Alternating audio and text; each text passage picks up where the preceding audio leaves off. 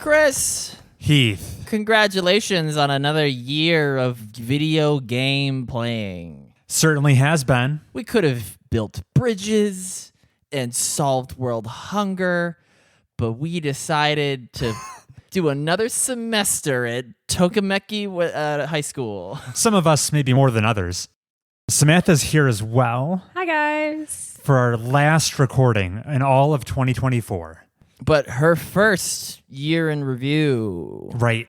This is, of course, going to be our countdown list episode of our favorite games we played this year. This is probably my favorite episode we record on an annual basis. And you're going to be part of the proceedings this year, Samantha. How are you feeling? Pretty bad. I played 29 games this year, and picking 10 was horrible. Yeah, you accidentally played all the games. I accidentally played every single game. So ranking top 10, I definitely broke some hearts. Yeah, you really could have afforded to spread it out a little more. What were you thinking? I was thinking that work was really stressful and I needed an escape. But to balance it out, Heath, I don't think you filled a full 10 list, but we'll find out for sure. I'm willing to donate some of mine to Heath's list. Active charity. Yeah, this episode's not about me. She was heavily fed Mobius Tube's recommendations Absolutely, I was. to inform her playing. This is like when Best in Show dog number 1 breeds with Best in Show dog number 2, and Chris and I are just like, its tail is going to be so floppy. Like, that's the premiere. It's what the judges want. We won't even have to glue the ears in place. They'll already be affixed in the proper position. I'm still triggered by that. I feel like that can't be understated. I'm glad you bring it back up. They glue dogs' ears? Deep cut. You would know if you listened to all Mobius Tube's I'm episodes. sorry. I've listened to most of them. Yeah. Anyway, all right. Let's get banter over. We got to get Banter over over. because there's too much to cover. All right. So we should wrap up the last few games we've been playing this year. Samantha, you've been playing a Mobius Tube's iconic pick. Yes. You guys can't get enough of this game. I've been playing Into the Breach. Give it up for Into the Breach. One of the games of all time. It's a turn-based strategy game.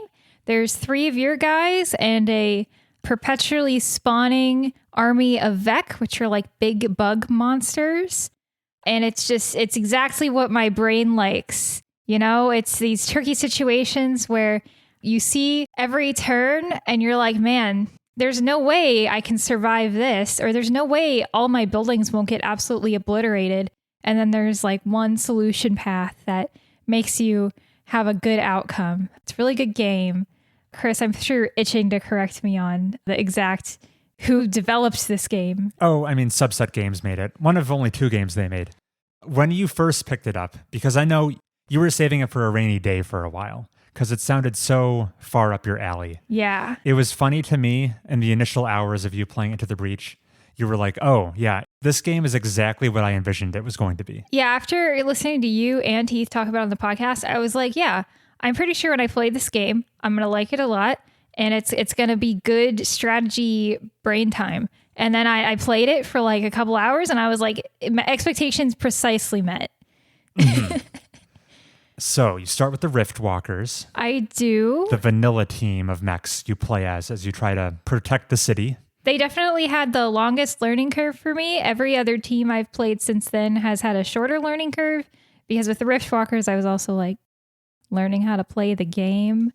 I mean, I picked out a pilot who's my favorite to use, and 2 of the mechanical guys you control who are my favorite. But I mean, just to say, I've played through most of the teams. I'm on like the exploding guys, the bomber mechs maybe is what they're called. And I think I have like 3 left to tackle.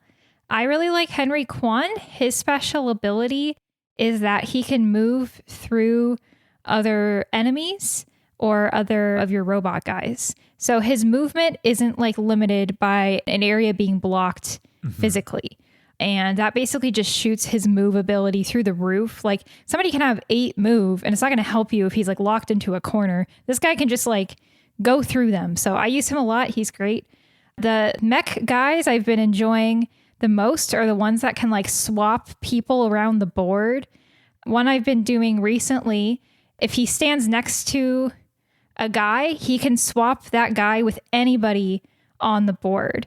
by bodies, I mean either the enemies or the allies. So Very versatile. very versatile. It's interesting. You're highlighting your favorites are what most people would probably call like a support mech, not really one doing much killing. I'm a support girl to my heart. Into the Breach in general, positioning is so important that being able to move people around at will is arguably more important than actually killing the bugs. I am doing the killing if I position the bugs to oppose each other. Right. How embarrassing for them. Or block incoming Vec from emerging. That's my favorite. I love doing that. Which gives you the greater thrill? When they attack the buildings and it's a save, or when you get away with on like a magic pixel of health with one of your guys? I think probably every time I've been like down to the wire and the building has been saved, that's the best it can be. Which is just a random chance dice roll. I mean, yeah, survive. you can adjust your odds to be a little better if you're playing really well throughout the game, but yeah, it is just random. Yeah, I've beaten the final island several times. The first time I got there, it was like the easiest thing ever. And since then, some teams I've not jived with so well have been tricky final islands. So, have you dared to skip an island? Yes. Oh, yes, of course. Is that the main strat? Is that the speedrunner tactic? You're referring to doing the final mission like early. That's what you're referring to? Right, yeah. Not bothering to complete all 4 Skip the Iceland. islands. I think in general, I'd probably usually play 3 islands before I went in. If I don't like the team, I'm doing 2 islands and I'm heading over because I don't want to be with them anymore. I want to get those little achievements so I can get the coins and then I want to leave. If we're talking about minor Into the Breach nitpicks, I've always kind of scratched my head. What is your incentive to bother completing all 4 islands before you do the final mission? Chris, if you're so good with your team, you can like level them up harder. Yeah, the game does like tell you, oh, the final mission balances itself difficulty-wise in accordance to like how much you bother to play. Right. So it always seemed like, well, it seems like an arbitrary decision to me. But like, okay, if you're struggling through the 4th island versus if you're flying through it, like the difficulty it levels is going to be the same. You know what I mean? Like it's not adjusting for your performance. It's adjusting for how many islands you did. Right. So hypothetically, you could have an advantage or a disadvantage depending on your performance. Depending on how well the islands you've completed have gone thus far. Yes. If we did like a charity stream of Into the Breach, you're saying that you would, in this race, you would just go straight after the 3rd island? Or even the 2nd sometimes. I mean, the shorter the run, the more runs you can do. Am I right? That's all I want. Also, what team would you pick for that charity stream? I would probably pick the Fire guys because it's probably the easiest for the non-Into the Breach player to recognize that, oh, Fire is good. Just at a glance, they can know that I'm doing a good job. Where if you're playing someone like the Rusting Hulks who use, is it smoke that they put out? That's a little less intuitive. That smoke cancels attacks and things like that. I did not like the Fire guys. I got through them as fast as I could. I did like the Rusting Hulks. I thought they were great. Yeah. Sorry. But Heath has a good point. The Fire guys are more flashy, perhaps. Yeah, I mean, Flame behemoths. My whole map was on fire a lot of the time. What is in addition to the Fire guys, what's a squad you found less intuitive than the others to play as? Oh, I haven't really given them a fair shot because after my success with the Riftwalkers, I just picked a random squad to do next. And I picked the Cataclysm squad as my second one. And I was just having the worst time. I actually just like, after my first failure, I was like, okay, clearly this was like an advanced squad. I need to go back and do like more baby squads before I can handle them. What was Cataclysm's gimmick? Don't they cause environmental effects? That's probably true. I think there's one guy who can like break holes in the tile, but he needs to do it twice for it to actually break. One guy like reverses an attack. I don't remember the other guy, guys. It was a while ago because it was my second squad and I haven't gotten back to them yet. So They do not sound beginner friendly. yeah, they certainly weren't. So that was probably the one I least gelled with so far. Everything else I think I've liked pretty well. I guess the ice guys I didn't love either. The ones that freeze a lot. There's one guy in that squad who like freezes a guy, but then also freezes himself. Chris was like, I loved this guy. He was my whole life. And I played him and I was like, I don't like him. He's not my favorite. I'm sorry, Chris. Different strokes. Different strokes. But yeah, all the other guys have been great. Lots of fun. I love the guys that just push people around or swap places. The support staff. They're my favorite. I got nothing else to say. I imagine we're going to talk about this game again in the top 10 list, because if we don't, that would be crazy. I think we're going to see crazy omissions on Samantha's list. So, who knows? So just to warn the audience, I played 29 games. Did I ever say that? Yes, but good to remind them. Yeah. So the whole back half of this episode is just Samantha a la Toy Story. Andy, I don't want to play with you anymore. Samantha will name drop the 29 games she completed several more times to rub in the fact that she played more games than either of the original hosts of this show this year. Yeah, who's the real gamer? It's my podcast now, boys. Maybe combined. Possibly. Yikes. That's bad news for me and for you. Anyways, Chris, you played... I can talk later. Let's transition over to Heath. Yeah, I beat the Rise of the Golden Idol. Thanks to Janice. Thanks, Janice. That's huge. Rise of the Golden Idol, everybody's favorite Mad Libs diorama style mystery game that features idols that are golden. Sequel to fan favorite of the show, Case of Golden Idol. We love that game. It might have been my game of the year that year. I think it was. Yeah. Well, okay. So Rise of Golden, which I'll just abbreviate thusly. It's nothing we haven't seen before, except for one thing I haven't seen before. Classic investigation tableau is now littered with pop-up windows. You don't switch from investigation to the journal. Now you have your word bank, and then the narrative, and then the face matching, and then the clue matching.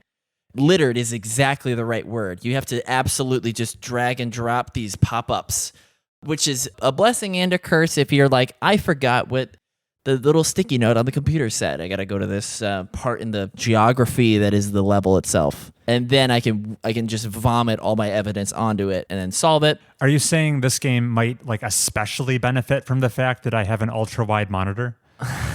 Since there's like so many UI elements on the screen?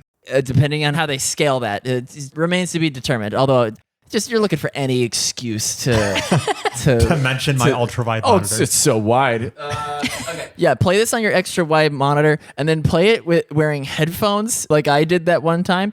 The piano stinger in the press conference chapter will make you shit your pants. The music is just investigation flavor music in the background, but there's quite a dramatic boom of a piano. A guy just hammering on the piano with a single finger in the press conference chapter. I liked the twist. It was a better twist than the first game. No, okay. What are the science fiction elements in the first game? It's the idol has some supernatural abilities. Yeah. You can't cheat death. Try as you might. There's a specific cost involved. We got some cheating death in this one. Oh. So there's fun to be had. I know they took a bit of a different direction with the art style. What was your take on that? Ooh, what, like the 70s thing? It's still the same art style. Maybe they add a color or two. Still some grotesque character models. Yeah, they are just constantly just undulating and pulsing for dialogue's sake. You get habituated to it. Even the grossest old lady is just like, oh, there's Terry. That's a spoiler. Sorry. Because you have to name each of these characters. Sure. I could name any character and that would be, yeah. Hey, it ends on a cliffhanger. Unlike the first one. I have heard there are already plans for future DLC in this game. Yeah. A fun little tidbit. I heard an interview between Jason Schreier, the reporter, and these devs. And apparently, original game, Case of Golden Idol, had like a shockingly high attach rate for customers buying the DLC packs compared to the industry in general. I believe that for sure. It's if you liked the game, it's just more of the exact same deal. More of the exact same. Yeah. That's true of Golden fans. That's true of Disco fans. And maybe it says something about this particular investigative genre game being underserved, so the players are hungry for more. Yeah, they're like, yeah, we'll buy as many DLCs as you can make. So it sounds like they're going to continue the DLC strategy. Good. I'm so happy that Rise is good in your estimation. Terrible game title. Yeah, but I'm so excited to play it. I can't wait.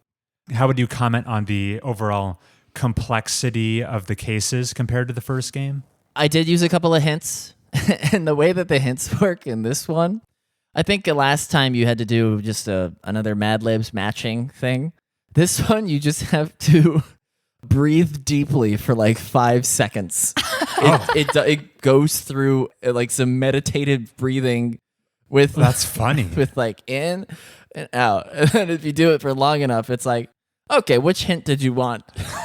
So I did do that for a few because just the chronology of certain things. I know exactly what happened, but I didn't know that happened first. That cost me no more than 3 hints. I think it's equally complex to Lemurian Vampire and all that. Okay. That's great.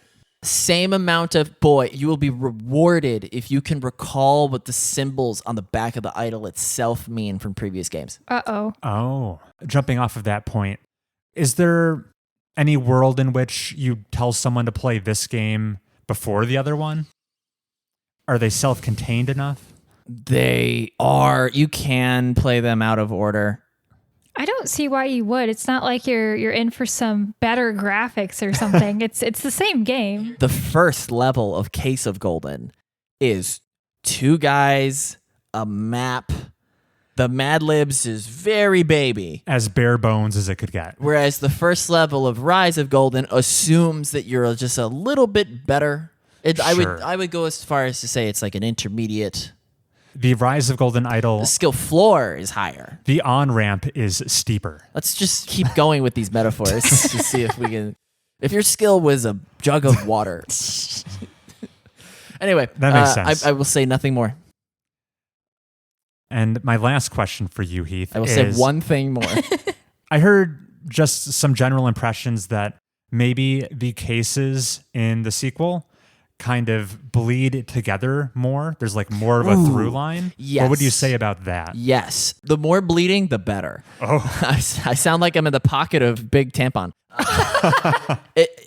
There's a noticeable difference when you're playing. I'm gonna out it. It's the talent show, where you have 6 talent show contestants, and you have to guess what's their names, what's their talents, and how did they score in the overall contest. That one's kind of sucked because it was completely divorced from all of the recurring characters that I know.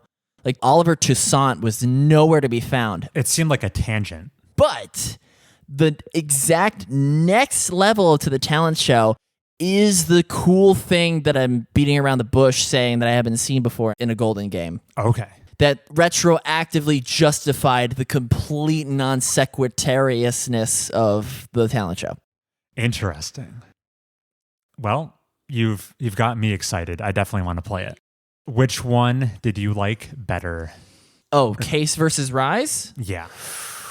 Oh, I was also going to compare like the quantity of stuff that you get, right? Because Case of Golden had 12 levels. Yeah.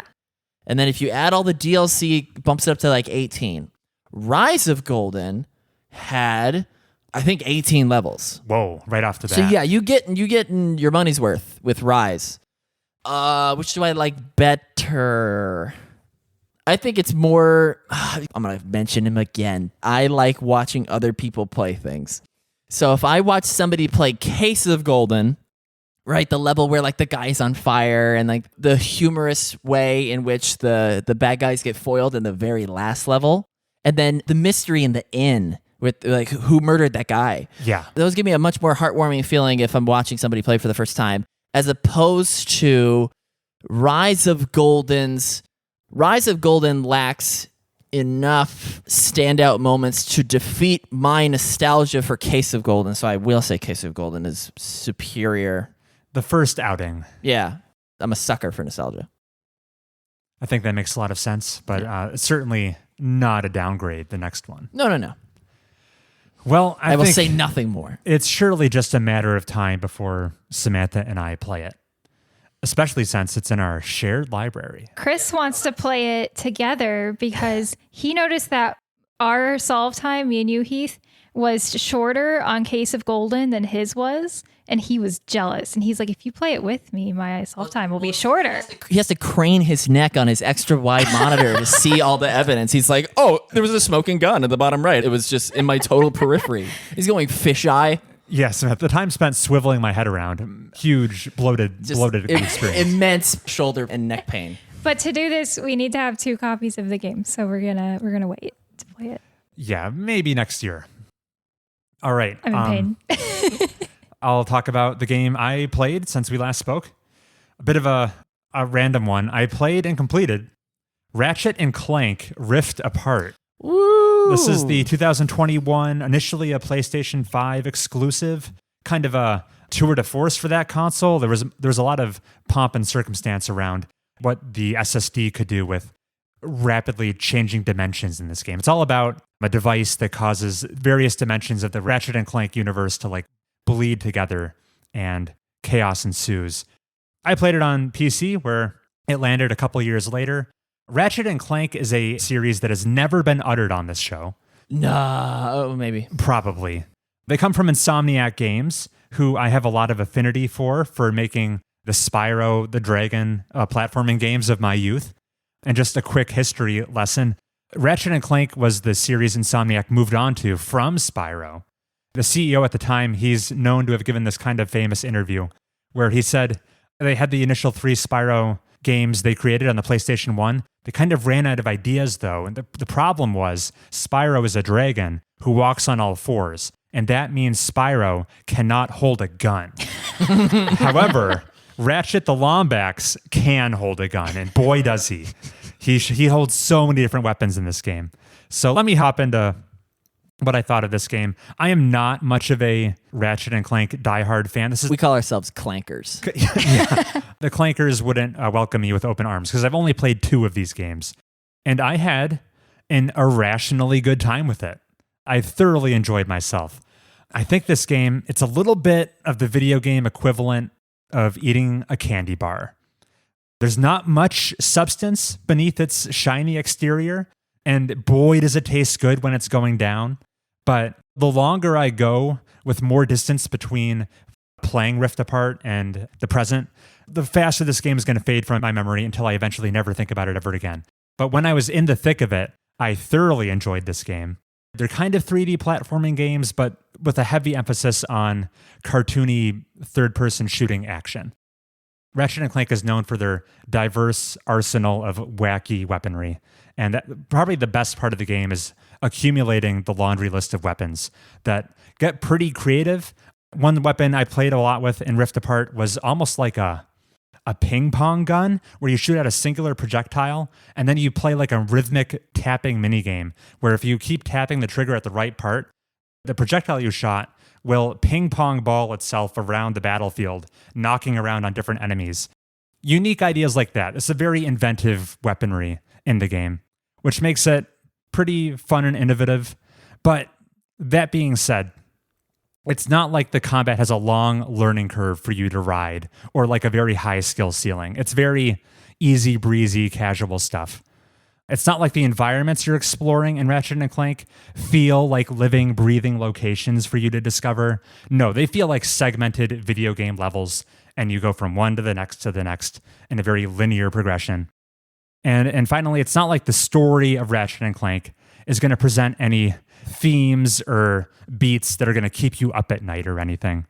The plot just exists to provide some flimsy justification for your actions. And if you're lucky, you'll occasionally get like a heartfelt character interaction once in a blue moon. And that's really all you can expect from the plot of these childish but appealing games.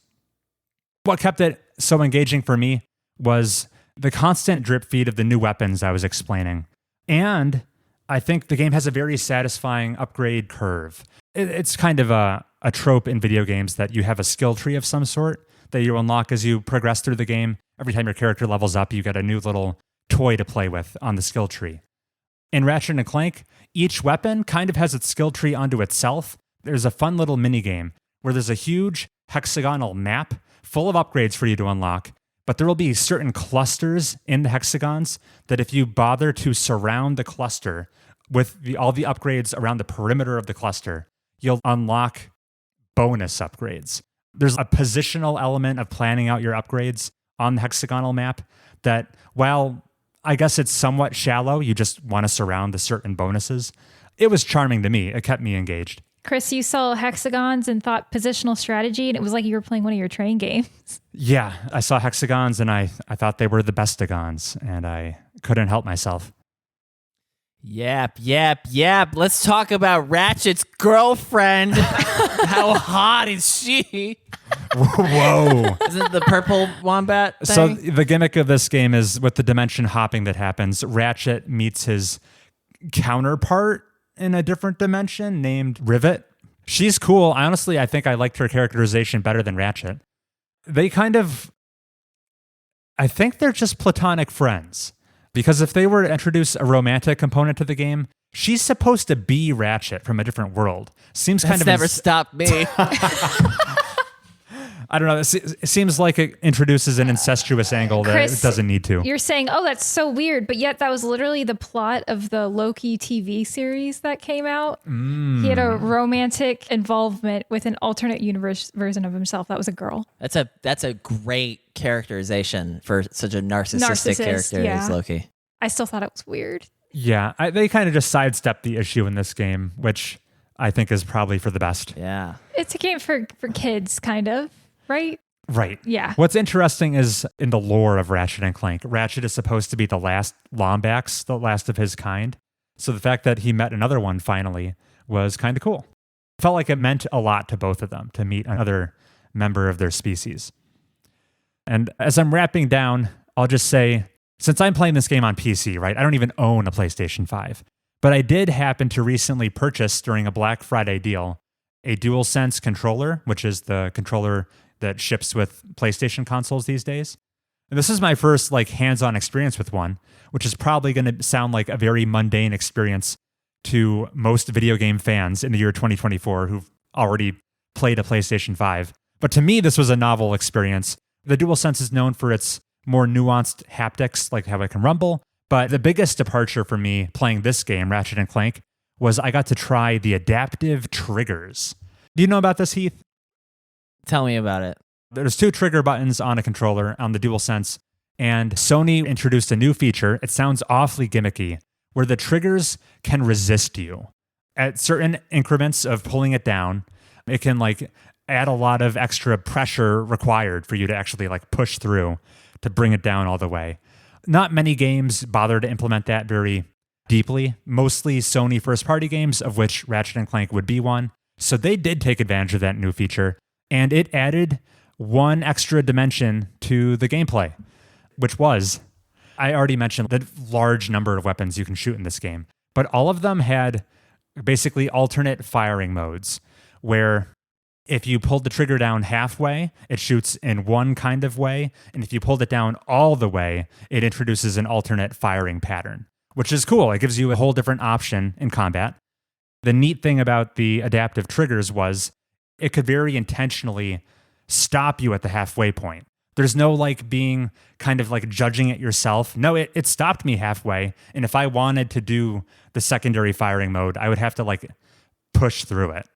Yeah, it's discreet. Yeah. Right. It basically introduced a phantom second button. This sounds like it's required reading for the next Gears of War game. Right? Gears of War loves their reloading minigames. Exactly up their alley. It's a shame that this controller is usually only being used on the PlayStation side of things. So developers who are releasing a third-party game, it would kind of be a waste of effort for them to put a lot of time and effort into programming around the adaptive triggers when if you're playing on a Switch or an Xbox, you wouldn't be able to take advantage of that feature. Which is why we don't see it played around with that much.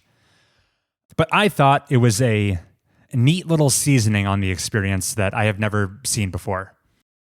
But once again, this game is 3 years old, so it's probably old news to anyone who's played it. And yeah, that was Ratchet and Clank Rift Apart. The rifts themselves. How apart were they? They were a cool gimmick. They were so separated. They were teleportation grapple parts in the levels. So fun for mobility. Nothing crazy mechanically, but the visual effect of warping to one actually did have me going, whoa, eyes like wide open. It's a visual showcase. It's a visual showcase, of which the whole game was actually. Samantha, you watched me play this game for 15 minutes. How hot was Rivet? My favorite part was when your audio cut out for some reason and it cut to a cutscene of the villain doing a little dance, presumably to music that was absent. Probably not an authored experience. No, but it made the antagonist seem wildly unhinged. I was watching it. It was like a scene from the Joker movie. I was like scared. It was a bug they left in. Yeah. Right. No, it was a beautiful game. It looked great. It sure did. Yeah. And that's all we have to say about Ratchet and Clank Rift Apart. Moving on to the final game we've played recently. Samantha and I have been playing Phoenix Wright Ace Attorney. That's right. It's the very first game in the Ace Attorney franchise. Huge franchise. Been running for over 20 years. I'll speak for both of us when I say we're having a great time with it. For reference, when I was like 9, I played the first Apollo Justice game. I have had no other experience with Ace Attorney, and neither has Chris. He's had none. Right. So this is our first real dive into it. Yep, we're playing it via the Ace Attorney Trilogy bundle, which is available on all modern platforms. We're playing it on Steam. Ace Attorney as a franchise is probably most associated with the Nintendo DS. For a long time, it was like exclusively a handheld game series, which kind of shows since the interactions you have with it are so menu-based. Yeah. Yeah, a poor use of the adaptive triggers, in my opinion. The objection one, I'd be hovering over it the whole time. So these are, for the uninitiated, they're visual novel, story-based games where you take on the shoes of Phoenix Wright, a hot and up-and-coming defense attorney, going through court cases. I mean, he is a defense attorney. Yes, specifically defense. Usually by the end of the trial, he's acting as a prosecuting attorney. He does straddle the line. Allegedly, he's a defense attorney. I didn't realize you had to get somebody else declared guilty for your client to be innocent. Right. In the Japan's weird. In the Phoenix Wright universe, proving innocence is insufficient. Someone needs to take the fall, apparently. Someone needs to be guilty. As far as the formula of the gameplay goes, it alternates between a investigative portion where you're hopping around between a couple different locations, often relevant to whatever case you're trying to solve, gathering evidence, talking to key subjects, trying to like question them, and occasionally you have to like show them evidence to get them to talk more to you. Get all your ducks in a row before you go into the meat of the game. The real reason you play an Ace Attorney game is the court case, which takes place over 1 to 3 days, usually 2 or 3 days. And that's where you're facing off against your adversary, Miles Edgeworth, the prosecutor, and a judge is going to render a verdict on all the different debates you two have. You're often cross-examining witnesses, hearing their testimony, going line by line, trying to press them for more details when you think they're being vague, consult your list of evidence, trying to catch them in a contradiction, which will usually have them fly back as if you punched them in the face. They have zero poker face in these games. I think we've gotten about 10 people convicted of perjury at this point. Right. No one is concerned about lying under oath, seemingly. They're like, this Phoenix Wright won't figure it out. And it's like, yeah, sometimes we struggle to figure it out, but we get there. They are very goofy and fun depictions of the legal system. Probably not realistic in the slightest. Trials have a 3-day limit. If it's day 3, you're going to be guilty unless you find the perpetrator. Yes, yeah. Incredibly contrived, but there's a 3-day limit, but yeah. Whatever. It keeps it pacey.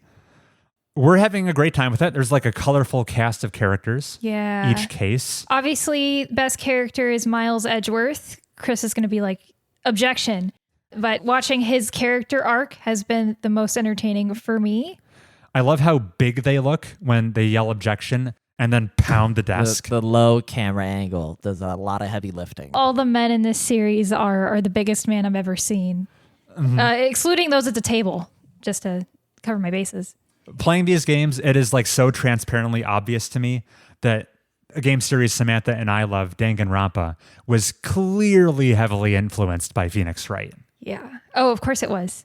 Every time there's a vague detail in the autopsy, my Danganronpa brain turns on. I'm like, that's going to be so relevant that they didn't say specifically what killed him. We're gonna have to figure it out. I would say in general, Phoenix Wright. I mean, if any of this solving mysteries, finding contradictions in witness testimonies, and having crazy plots unfold in front of you sounds fun, hearty recommend. It is the normie version of Danganronpa. I was going to say Danganronpa is too anime Looks at me. for some. Ace Attorney, not very anime. I think it's pretty normal. It is like 5% anime compared to Danganronpa's 95%. Yeah. We're almost fully wrapped up with the first game. In fact, I think we're in an extra chapter that was introduced for the DS version. So we're past the point the original game would have ended. But I will say the game doesn't have a flawless record for us.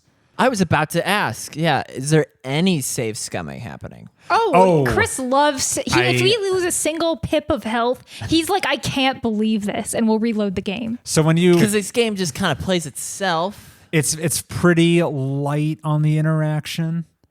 You do have a health bar, so every time you have an incorrect contradiction, the health bar is representative of like the judge's faith in you.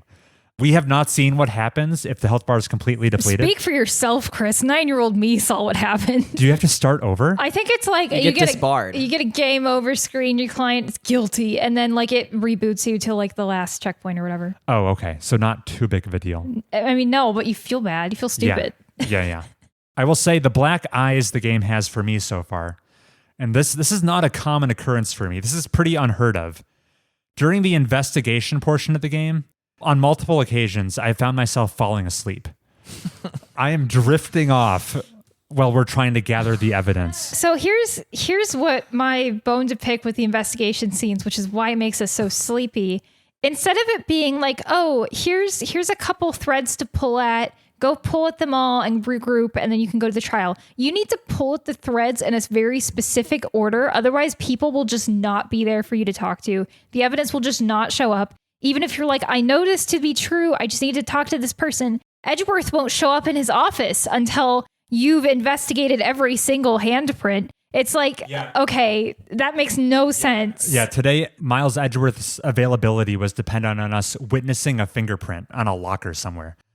Otherwise, he was not available. So I think the 2024 version of this game would allow you to kind of choose your path instead of it having to be a directed path to the trial, and just like once you've checked every box you can finish. But I mean, this game was made in 2003. I think so. For the Originally Game Boy? a Game Boy Advance game. Yeah. But most of us in the West probably played it on DS. Yeah. So that's I think where it's showing its age. The other problem is that the menu for choosing your location you want to be at is limited to max 4, and oftentimes there are like 8 locations. So to get to a location, you have to like regroup back to an unrelated location to unlock something else. It's very weird. Right. You can't always drive directly where you want to go. Yeah. And then the other frustration of mine, probably the more damning thing, is that I was falling asleep. But the other thing is, during the actual court cases, there is some frustration of wrestling with the evidence you have at your disposal to get the characters to acknowledge the revelation you've already had, but they just aren't quite picking up on it yet. So there was a prime example from earlier today. How fortunate that this got pushed. Right? Yeah. I do it for you, audience. There were these 2 separate murder incidents that happened on different parts of town, and we were tasked with establishing a link between them in order to get more details from a witness testimony.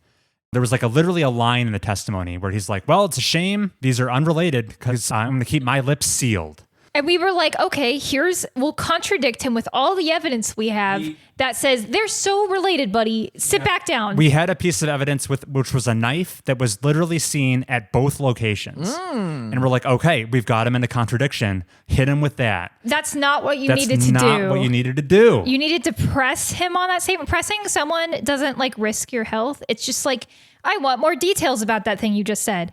And you had to press, and then the judge would be like, what do you think, Phoenix? And then you could be like, they're related. What is the judge like? They don't have voice acting. It's like all little like Undertale blips. Yeah. But that's what I think he's Upon pressing, Phoenix mentioned the item we tried to contradict with. Do you press with every question? The later in the game we've gotten, we press on almost every line. Yeah. There are some lines where you're immediately like, okay, I know I can contradict that with X, but like most of the time you press everything and then you contradict because.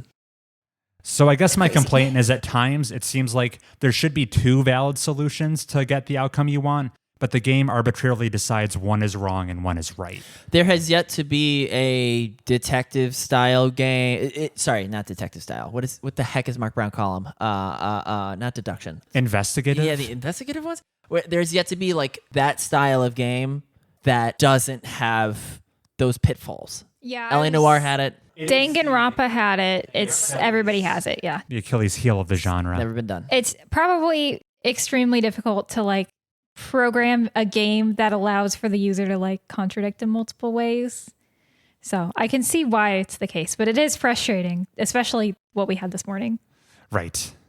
But in conclusion, I'm having a great time with it, which causes me low-level distress because now I know I'm going to like all the Phoenix Wright games. Chris, once you've played one Phoenix, you've played them all. I'm going to like all the Phoenix Wright games, and there are at least 10 games in this franchise, and I'm going to eventually have to play all of them, add it to the backlog.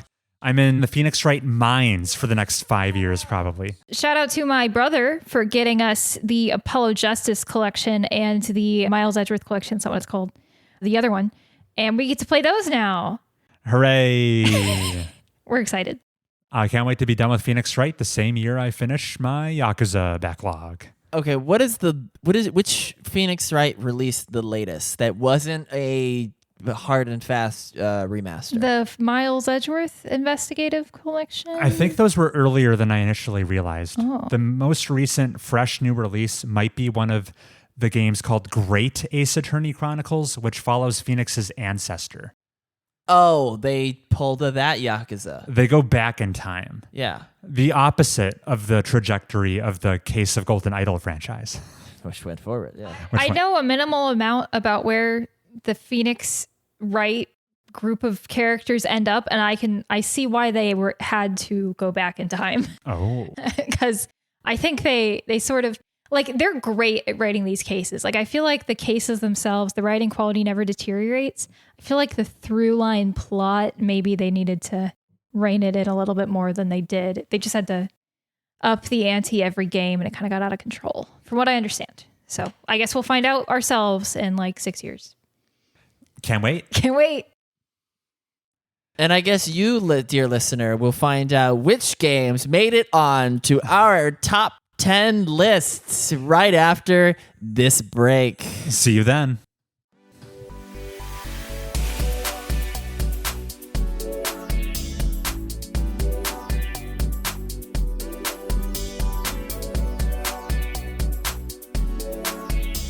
Oh, hell. Oh, I teed us up for the wrong bit. And we're back. We're back. So before we hit the main event, I thought we would cover our Steam replay for 2024. And we have Samantha to chime in as well this time. First chime. I played 18 games. 10 fewer than last year. I also went down. I launched 34 games this year. That doesn't mean I necessarily intended to play them all, which was down from 4 games fewer than 2023. 17 of them were new games to me. I played 20 games on Steam this year, which is a massive increase compared to my 3 last year. Well, you got like a gaming laptop in late November of 2023. And then this year I was gifted Chris's Steam library. So you went hog wild. So I was like, wow, all these games I saw online and never bought. This is amazing. Heath, how was your achievement unlocking this year? Oh, 62 achievements unlocked. Which is significantly higher than Steam's median of only 13. Well, because the average player doesn't give a crap about achievements. They're just trying to get their League. No, they don't even play League on Steam. Never mind. Right. But they're probably playing a lifestyle game, though. I unlocked 754. The hell? Which was actually down 98 fewer than last year. Those are rookie numbers, Chris. You gotta, Yeah, Chris. I really fell off this year. Oops. Get good. I did 436. Still huge compared to the average. Ooh, yeah. I guess what's most interesting to me, Heath, what were your most played games of the year? This is obviously going to be pumped up by committee. Disney Dreamlight Valley, Civilization 6, and Balatro. I played the Balatro. What percentage was Balatro? 20%. Pretty big. Wow. How much was Disney Dreamlight Valley? 30. Whoa. You're monolithic. Yeah. What about you, Samantha? Balatro, Mass Effect Legendary Edition, and Inscription were my most played games of the year. Balatro was 24% of my playtime on Steam. Is that good? To be fair, I didn't play Persona 5 Royal on Steam, and that played was it on like Switch. Yeah, that was, I don't know, like 160 hours of game time. That is not factored in here. Yeah, so keep that in mind, listeners at home. I was also much more monolithic this year compared to last year, which was a slight surprise to me. My habits seemed very different. Where in 2023, my most played game on Steam only accounted for 8% of my playtime. It was so equitable. Everything was all balanced. But in 2024, this year, my most played game on Steam was Persona 5 Royal, and it took up a gargantuan 21% of my playtime. Second place was Metaphor, ReFantasio, and coming in at bronze was Marvel's Midnight Suns. Yeah. The Steam Year in Review recap actually does not tell you how many hours you've played. The same way that like your box of cigarettes doesn't tell you how many tumors How many carcinogens you're inhaling. This did not sit right with me, so I used a modicum of my software engineering background. I opened up Chrome DevTools to view the Steam Year in Review, went into Inspect Elements, Control F by this keyword. Anyone can do this. If you type in total_playtime_seconds, Steam has been tracking. They just choose not to tell you. So I've looked up all of your playtime hours, and I will tell you them now No. on Steam. For me, I sunk 797 hours into Steam this year, which must be close to a record. Very high. Samantha, you clocked 528 hours on Steam. Yeah. Congratulations. Thank you. And Heath, you were at 327 hours on Steam this year. Not bad. Awake for most of that. Chris, you're forgetting the time we spent on the Switch. Yes. Since Nintendo also put out a year in review, we can answer the question, who played more hours of games this year, Chris or Samantha? But we have one estimate in the equation that's not One exact. estimate, Yeah, but okay. we can get close. So if we take my Steam hours plus my measly 52 hours on Switch, I played for 849 hours in total this year. But Samantha, you were much more Switch-centric. 172 Switch hours. Thanks, Persona 5 Royal. Which brings you were at 700 hours total on the dot. Yeah, I think it was like 698. Not according to my numbers. Okay, well, I used a rough estimate based on my Balatro hours. You hacked it. I hacked it. So it looks like Samantha's down by about 150 hours. However, that doesn't account for all the time she spent playing games with me, which is probably about 100 hours. So we're at very close parity. Yeah, I think it's very close. You beat me by a little bit. I think I probably edged you out. Yay, that makes me happy. Means I'm not a complete sicko. Yeah. Thank God. Otherwise, you'd be guilty Guilty. of being a gamer. No. All right. That was Steam Year in Review. Maybe someone found some of that interesting. All right. We can hit the main event now. So this is where we've been doing this every year the podcast has been going. We're all going to talk about not our top 10 games that released in 2024, but our top 10 games we happened to play in 2024. Anything we played can and will be eligible. There's a fun gradient between our lists where I'm pretty sure Heath's might actually have gaps because I'm not sure if he hit 10 games. Bro, I don't count Pyre. I played that for like an hour. And then Samantha's like a crime against games because she played them all this year. And I'm somewhere in between. When I finish my list, I will say which 3 games I wish I could have put on this list, but 10 is a small number. Right. We're the group project where Samantha wrote the textbook and I did most of the graphics. This is just like every group project I've been on. It's great. Before we dive in, I do have a couple opening reflective questions Rules. for you, Samantha. Oh, God. So you went ham on games this year due to multiple factors like being granted a 700 plus Steam library. Thank you, Chris. No worries. Don't mention it.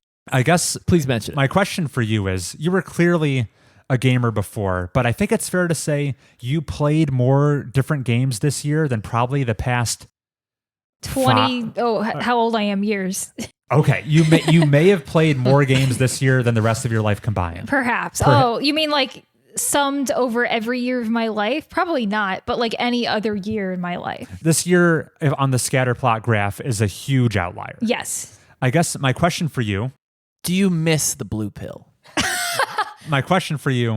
going into this year, were you previously aware of the wealth of different video game experiences that were out there? Or was this kind of an eye-opening experience for you? Yes and no. I had never seen Case of Golden come across my sphere, but I knew of games that I wanted to play. A game I didn't play this year, but it's still on my watch list, is like Hades. Not every casual knows about that, maybe.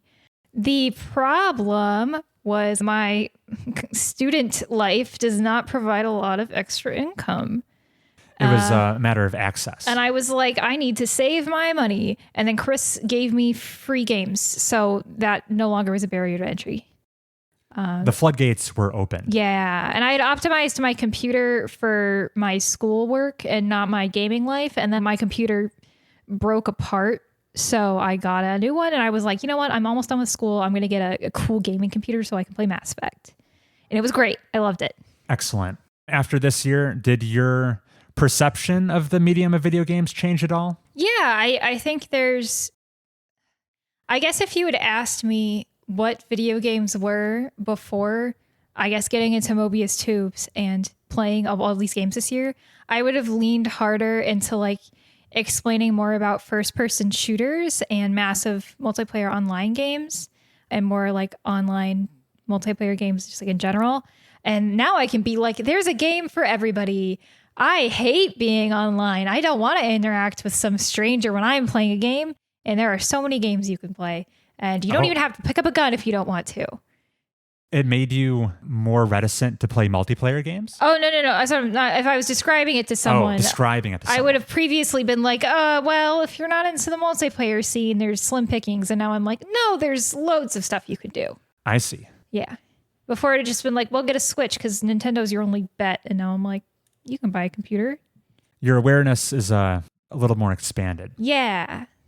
That's what I'm trying to say. Very cool. Any other final thoughts? Please don't make me do this. I'm getting anxious. Okay. I'll go first. Yes. Heath, your number 10 Is blank. Skip it. Next. Okay.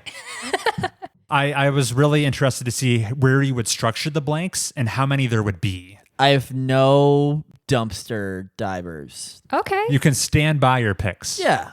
Good. That's what we're all here for. I'll go next. All right, my number 10, favorite game I played this year. It was Dave the Diver. Really charming, not quite an indie game. I played it over the summer.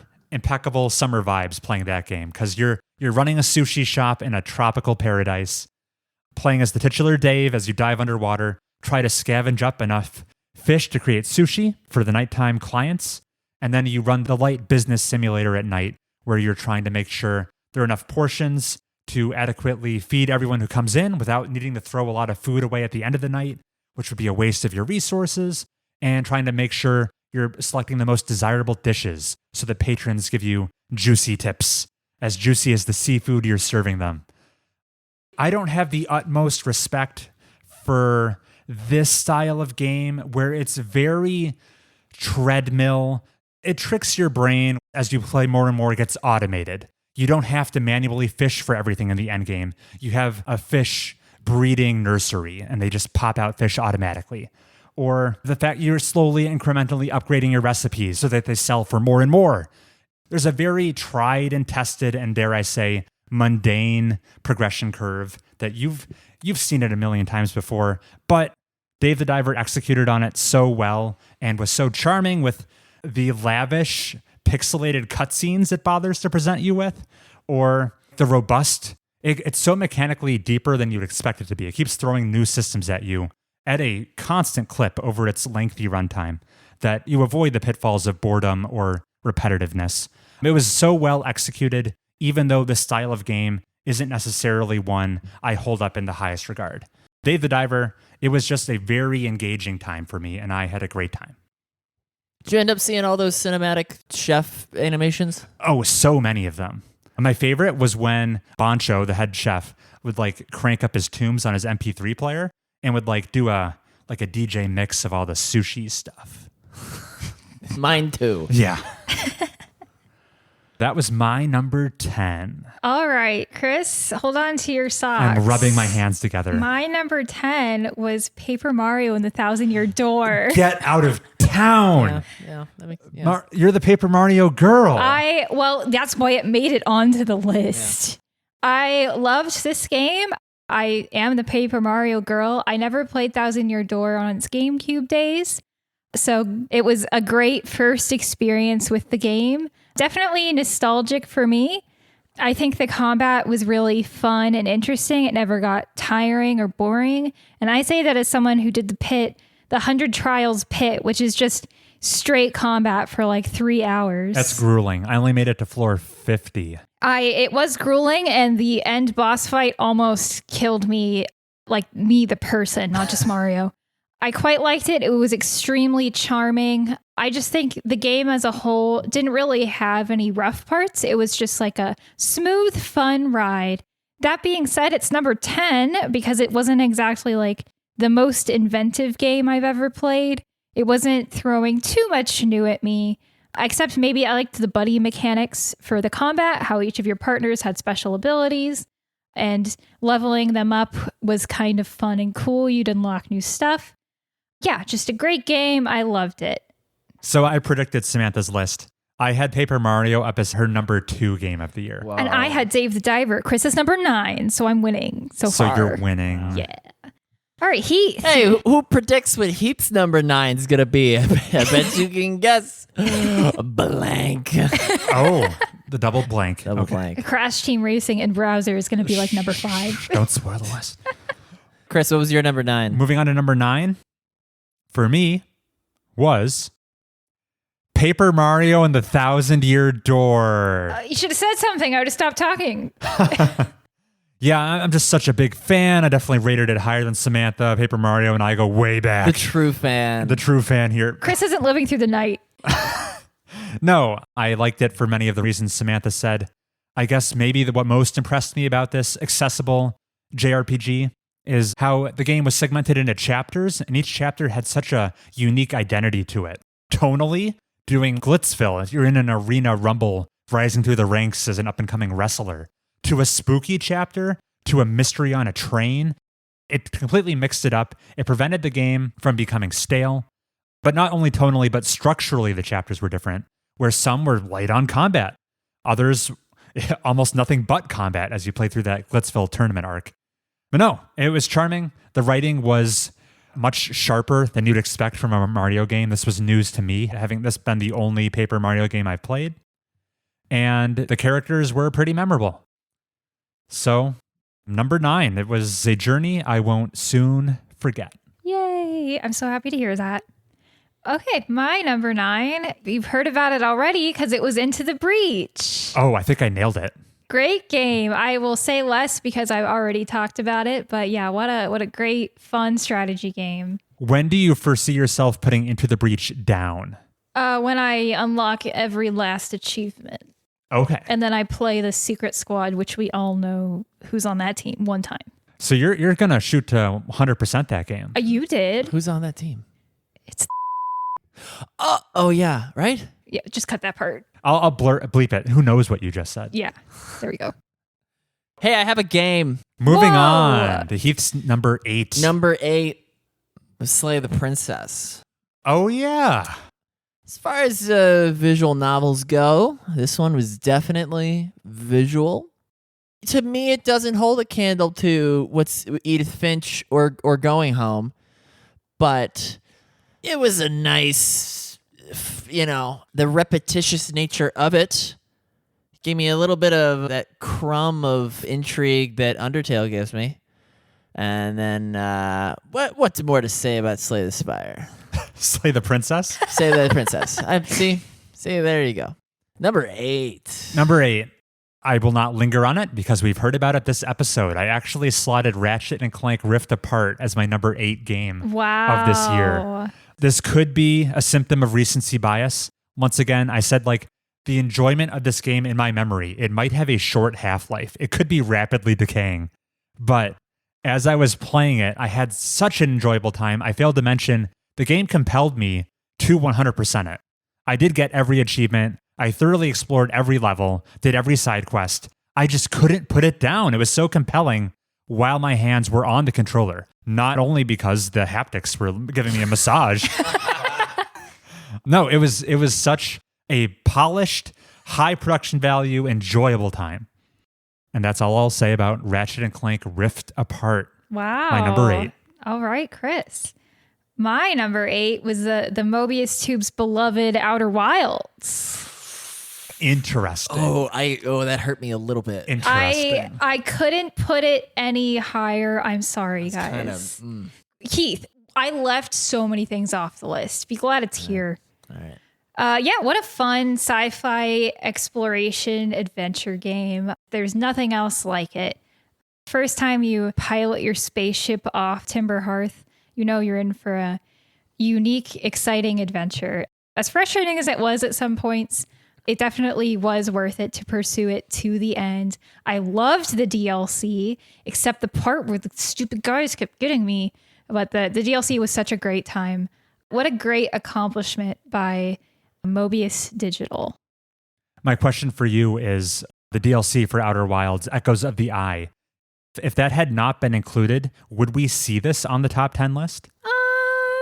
Yeah, I think so. Okay. Maybe at number 9 or 10. Okay, so it marginally gave it a bump. Yeah, maybe at number 9. Speaking of marginal bumps, Yeah. the rolling hills of whatever that level it was of Crash Team Racing, number 7. Crash In Team browser. Racing beats Slay the Princess? Ignore the fact that I played Pyre probably for longer than this in-browser Mario Kart This is bootleg. so cursed. No. Oh, I love the hub world. You get to drive around, and then that one racetrack. Chris, this is your fault. Keith, this was a bit Crash Team Racing, number 7. Recommend. lucky, number 7. So long as it's in browser No. and you use Chris's dev tools to calculate how fast the cart's going. I was expecting to see it, and yet I'm still surprised. I was expecting to see it in last. Maybe a few blanks in between. That's quite the condemnation My for Slay the Princess. Boo. All right, Samantha, here's where you scream and cry. My number 7 game of the year is The Witness. I've just left the room for the audio listener. Her spirit has left. So Samantha and I played this together. Rest assured, you will not be seeing it on her list. This was the critically acclaimed puzzle game from Jonathan Blow, full of line puzzles on a mysterious island. And I have to say, my admiration for the ingenuity of The Witness is so high that it offsets the occasional frustration and tedium associated with actually playing The Witness. Ooh, that's how I feel about a lot of games. Actually, playing The Witness is just simulating what hell is like. The idea of The Witness is great. No, the idea is so good. The concept of this game, I have so much respect for it that it lands it this high on my list. I knew it was going to be here. I'll say this puzzle game about just tracing a little line from a start to an exit hundreds of times. Yeah. This game has mechanical twists in it. The times where the boundaries of where the puzzle begins and ends become delightfully murky and really subvert my expectations of what a puzzle game can do. I really liked that. Well, I wouldn't really call it a Metroidvania game. I do like the different hub areas of the world. There's like different aesthetics. There's like a Japanese garden and a forest and a bamboo forest. And as you go to the different parts of the game, they have a different identity because you're tackling with different types of mechanical puzzles that introduce new rules, and you're learning the language of the witness. And then you take all the disparate lessons you've learned, coalesce in a final exam you have to take as you descend into the bowels of the island. I thought the idea of the game was fully explored. Jonathan Blow fully examined what a line puzzle could be and expanded the definition so thoroughly. I was blown away. I was Jonathan blown away. Chris has forgotten the Japanese garden, so charming, except we probably spent 2 cumulative hours staring at that one blank puzzle, just grasping at straws, trying anything. We're like, how many combinations could these rectangles have? Because we can't figure it out. Good God. Frustration level high. What about that one timed puzzle Jonathan decided to throw us at the end with the Tetris blocks, Chris? You remember that? Yeah. Not your fun time at the beach. Anyway, Jonathan Blow is not seeing heaven. If Samantha had not been there to buoy my weaknesses like the Tetris puzzles, I probably would have not seen the game through. It would not have made it on the list. So I'm my own worst enemy. So you saved the game for me. There's this one section where you're like listening to birds chirp and that's how you solve the puzzle. And Chris literally was like, yeah, if you weren't there, I wouldn't have solved any of those. And I said, well, that's why Hi-Fi Rush wasn't for you, Chris. All right, that was my number 7, The Witness. All right, my number 7, much superior game. It was Inscription. Yay. I loved this game. I beat this game to 100% completion because I just wanted to keep playing it. What a game. The roguelike card game, similar to Slay the Spire, I've heard, but with like a spooky plot in the background. What a fun time. I really thoroughly enjoyed exploring the plot from start to finish my first time through. And I just couldn't get enough of the card game because I love card games. So I played it until the game was like, I have nothing left for you here. What a fun time. I love Inscription. Now, when people mention Inscription, they're primarily usually thinking about the campaign you go through as the game evolves over time. Right. And it has a story to tell. You spent far more time playing Inscription in Casey's mod, correct? Yes. That was the bulk of your experience. I spent 70 hours total playing Inscription. 30 were maybe the campaign, and 40 were Casey's mod, I think. I guess, what would you estimate, like your weighted average of enjoyment playing Inscription? How much of it, or how much of that pie was the card game mechanics, and how much was, the cool meta story? Okay, I loved the cool meta story. It's why this game made it on the list. If it were just a fun card game, well, you'll find out. It wouldn't cut it. I am just a card game sicko, Chris. In my heart, all I want to do all day is play a fun card game, and instead I'm forced to work like an animal. So I'm going to give it 70 to the card game, 30 to the plot. I feel like this is doing a plot a disservice because it's like the spooky atmosphere is so cool, but I love card games. Very interesting. I think I put it high. I put it in your top 5 for the prediction. Because I love it. Yeah. All right. Heath, number 6. Number 6 on Heath's list was Mobile Suit Baba. Mobile Suit Baba. The Into the Breach clone featuring lovable characters like Kiki and Lala. I don't know. Probably not. Mobile Suit Baba is as difficult as regular Baba, but with the Into the Breach tier of isometric fun. The only reason this game is so low on my list is because the soundtrack was non-existent. Mobile Suit Baba, I haven't beaten it, but I played it more than the past other games combined.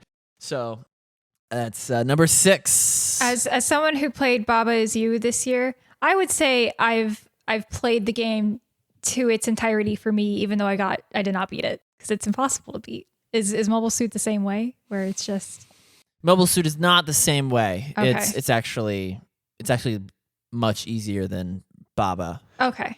Remind me, is it borrowing more from Baba Is You or more from Into the Breach? Into the Breach. Well, actually, it is a requirement that you spell out with the phrases a la Baba Is You so that you can actually defeat the Vec. Oh, okay. They don't die to falling into the water unless water is death. Like that. You see. have to combine both concepts. This game sounds insane. It's fun. Yeah. It just has no. It's just window dressing though. There's nothing. There's no. The art is simple. The music is simple. It's just so simple. Because they don't need window dress. Like they don't need the fancy stuff to make it good. Yes, that's fine. Is that game still being developed or is it complete? It's just on itch.io, I think. Okay. Interesting. I bought it that one time.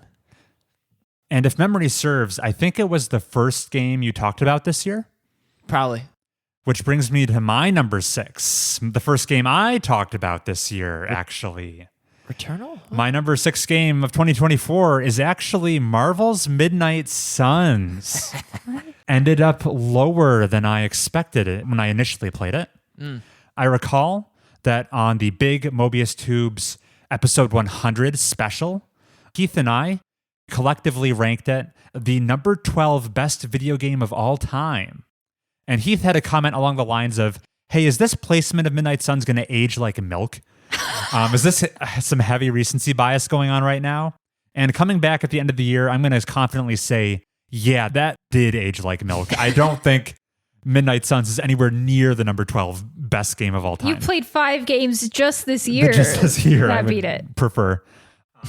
It has so many things to love. This was from Firaxis Games, the makers of XCOM. This was the tactical Marvel card game. Not to be confused with Marvel Snap, which also came out the same year. But it was bolted onto a much more substantial RPG-like campaign. The actual mechanics of the card play battles, I fell in love with. They were sublime. Not since Into the Breach was your action economy so limited with only like 3 card plays per turn. You need to eke out so much efficiency with every single card, needing it to accomplish like 2 or 3 of your objectives if you want to tread water, because they throw so many Hydra grunts at you. And not to mention that the card game, which is excellent, is layered on top of an interesting positional game of strategic billiards, where you need to reposition your heroes in the fight to work out the proper angle to knock around the Hydra goons into obstacles and things like that. Just so many variables to juggle in your head, and such a tight game where turns are snappy. I was obsessed with the card play of this game. The unfortunate part is that it comes with the blessings and the curses of not being a bite-sized roguelike like Into the Breach. It was a full-on, dozens of hours long campaign game with gorgeously produced cutscenes that were a treat to look at, but unfortunately, the narrative of Marvel's Midnight Suns, it lacked the writing chops and pathos necessary to ever get me truly invested. Suffered from Marvelitis. Yeah, the nicest thing I can say was that I was constantly mildly interested with what was going on, but never really in the thick of it. I think if this game had been combed over with a stricter editor and more cuts were made, you would see it higher on my list. The fact that between each battle, which I was fully engaged in, you would be kicked back out to this like open world hub abbey area where your character in a third person perspective walks around, chats with all the characters, goes to the forge to like make new cards, goes to the arena to go customize your deck. It added so much bloat and like downtime. I just want the abbey in this hypothetical sequel we're never getting, the Midnight Suns. I want the abbey to be a menu that I just click around a couple times, do all that busy work I needed to do in a fraction of the time. Don't have the reams of dialogue I'm only mildly interested in. Just get me on to the next battle as quickly as possible, and this game would have skyrocketed up my list. That's Marvel's Midnight Suns, my number 6 favorite game of this year. That sounds like an easy mod to make. Yeah, it would just be making cuts, no additions. All right. Well, I'll go into my number 6 game of the year. Chris, I'm going to need you to prepare yourself. Buckle your So after, obviously, Inscription, I loved this game, right? So every game after, Inscription included and after, I absolutely loved with my whole heart. It was just like centimeters difference. I see. Which is why my number 6 game is Zero Escape Virtue's Last Reward. Oh! A game I could not say enough good things about because I love it so much. Chris and I talk about it all the time. For those of you who are unfamiliar, it's a Spike Chunsoft game, the second in the Zero Escape trilogy, all three of which I played this year, where you are trapped in a location and you're solving escape rooms to escape the location, and you get to know the cast of 8 other characters besides yourself very well as you all try to escape together, or some of you maybe just try to escape by yourself. And while that may sound very simple, the plot happenings of this game are out of control. Getting to know the characters is fantastic, especially when you learn all of their secret backstories and how they're linked to each other. And there were so many twists that just had me on the floor. I pride myself on being able to guess twists pretty well. And this game, they were coming out of left field, but when you look back, they make perfect sense. So like I said, I loved this game. It was fantastic. If you liked the Danganronpa series, please give the Zero Escape trilogy a try. I promise you it will not disappoint if you play through till the end. Anyways, that was my number 6 game for the year. I predicted it was your favorite game of the year. I can see why. I don't shut up about it. It's only number 6. Yeah, Chris, you're in trouble. Yeah, big upsets inbound. Yeah. On to the top 5. Narrowly making on to Heath's top 5 is Frostpunk 2. Wow. Lower than expected, honestly. Yeah, I mean, to be fair, I could only remember 3 games you played. Heath's getting upset. Frostpunk 2, it's this low because it actively fights you and not in the ways that I want to be fought.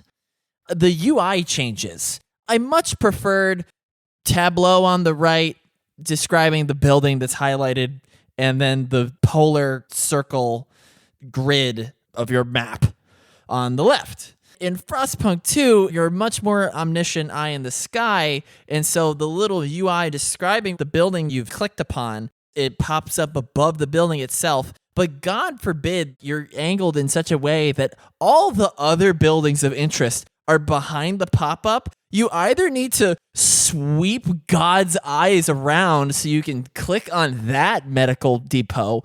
It's like Microsoft Windows tried to change the formula with those little tiles and stuff where it was like the basic shell is all I want. Taskbar at the bottom, the little start icon. And so there's that. It's high on my list, relatively. It's the dead middle. Because try as I might to be like, this game's not what it needs to be, blah, blah, blah. I keep booting it. I've booted this game as many times as I've booted everything before it. That doesn't say much.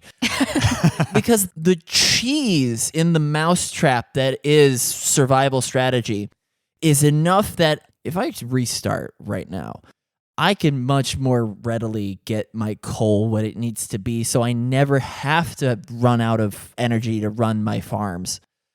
The dream of having a good Frostpunk 2 game is so within grasp. It's just that it's constantly fighting you. I'm never going to get to Winterhome, partly because I'm playing this on my MacBook, which barely I put everything on ultra performance settings. This visual showcase was touted, I think, in this game is like every snowflake is individually modeled. But if you crank it down to ultra performance, every house is just like a beige rectangle.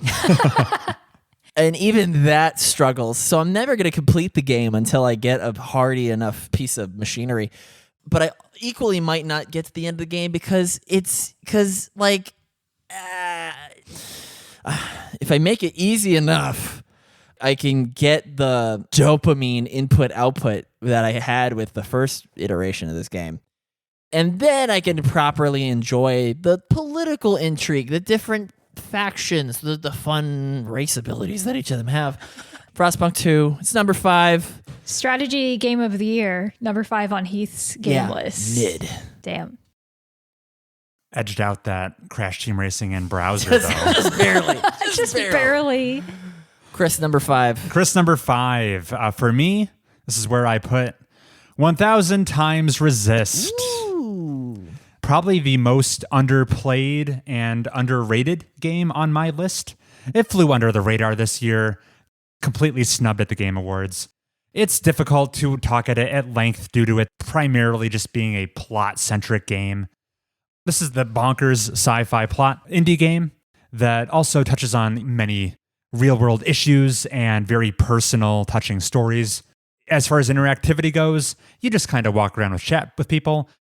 It has the essence of a visual novel. If instead of just having characters statically look at you, you actually got to walk around and initiate the conversations yourself. It does add like a bit of realness to the environment that you can just walk around and like talk to the essentially just like wall art NPCs. Right. And they'll have something to say to you too. It can certainly help immerse you into the setting a little bit more. Yeah. I strongly recommend people play it, especially this game. I mean, it was made by such a small team. Any extra sales they happen to pick up will make a pretty material difference, I suspect. One aspect of the game I think is strong, and I don't think I've mentioned yet, is I think the soundtrack is really good. It's maybe a little understated.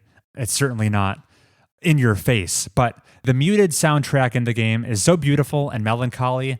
And when I've heard the notes played in some video essays I've heard, it certainly sucks me right back into that experience of playing 1000 Times Resist.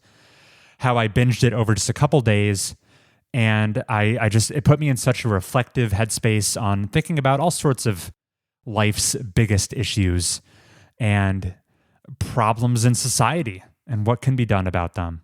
Excellent game, 1000 Times Resist, 2 thumbs up. Yeah, good game. What was your number 5, Samantha? My number 5 was Dishonored. Oh my God. Happy birthday to me. Wow. Happy birthday, Chris. And the gifts will keep coming.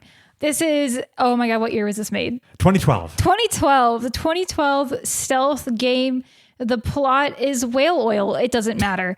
I loved playing this game. I loved just sneaking around, taking down the guys. And so every new room was like a new, I don't want to say puzzle, but I had to figure out where the best hiding place was to get this guard because he had this walking pattern. It was great. Just like a dopamine high halfway through the second level when it finally clicked for me. I never stopped having fun playing that game after that. So fun. Best part of Dishonored was the masquerade party level that is named Lady Boyle's Last Party, of course. Lady Boyle's Last Party.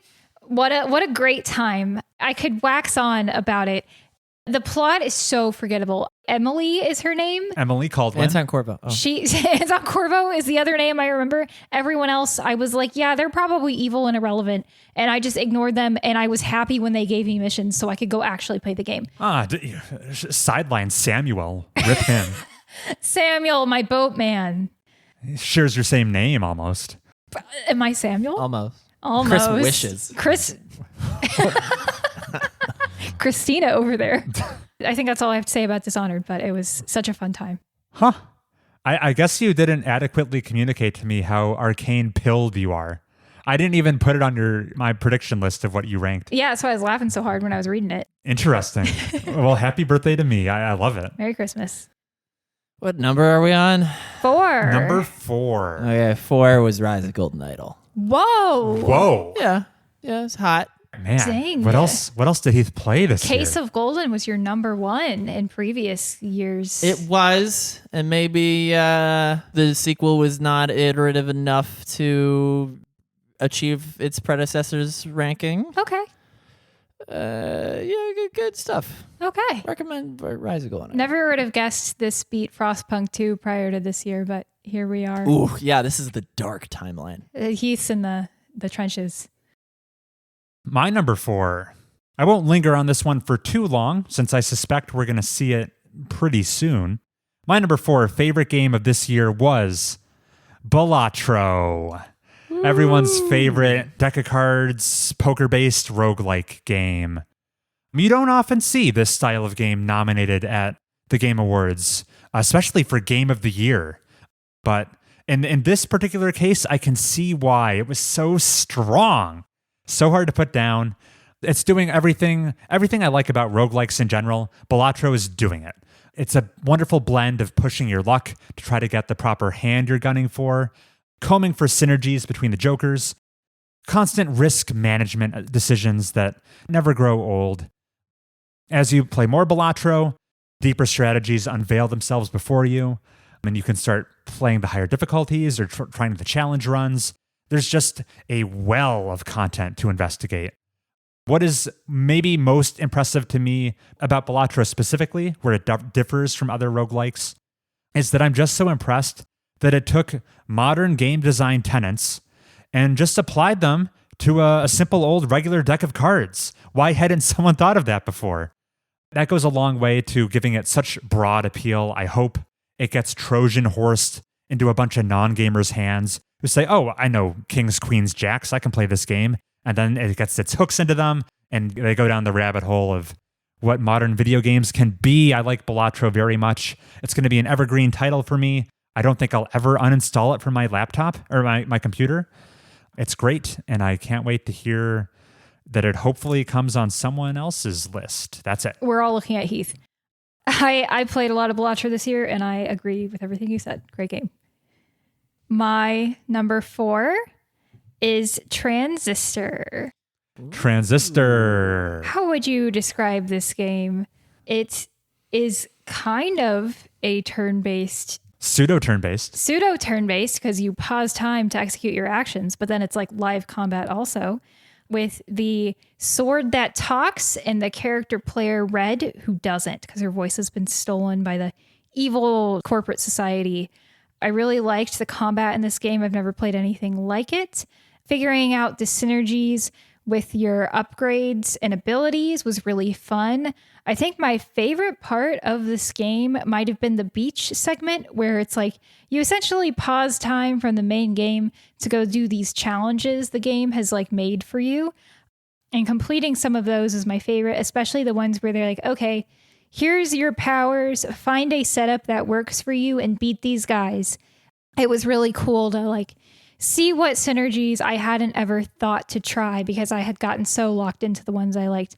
I beat this game through twice to completion to get that juicy New Game Plus where you can double layer powers onto each other. That was super fun. Yeah, Transistor, fantastic game. I think it should get way more recognition than it does. Underrated, in my opinion. You didn't even mention the soundtrack. Oh, and the soundtrack is the best thing except for Undertale, in my opinion. If you listen to that episode, you already know.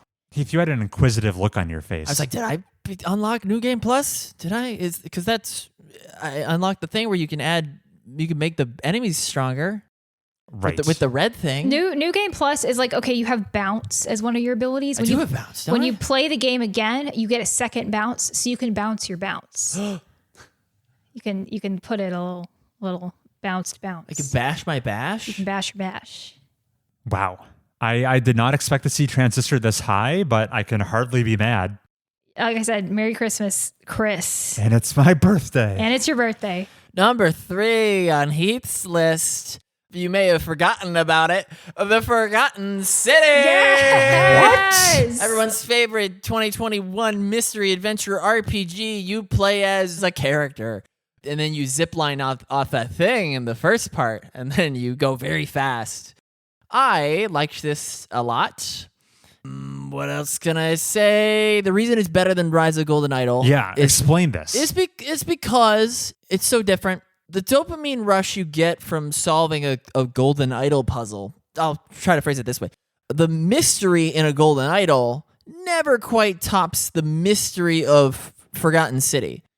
Because you can solve the whodunit, but it pales in comparison to the sense of the one or the things of the many. And then the gameplay is so different.